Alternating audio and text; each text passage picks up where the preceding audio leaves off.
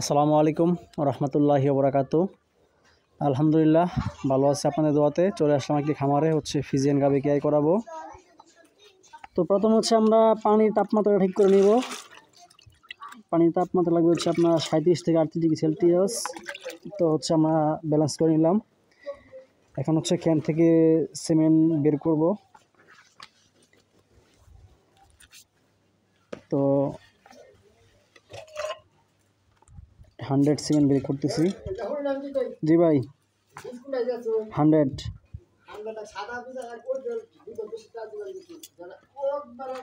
আমি দিচ্ছি। 100টা যেটা ভালো হয়, আপনার 2 টাকা বেশি জায়গা, যাতে আপনার বাচ্চারা ভালো আসে।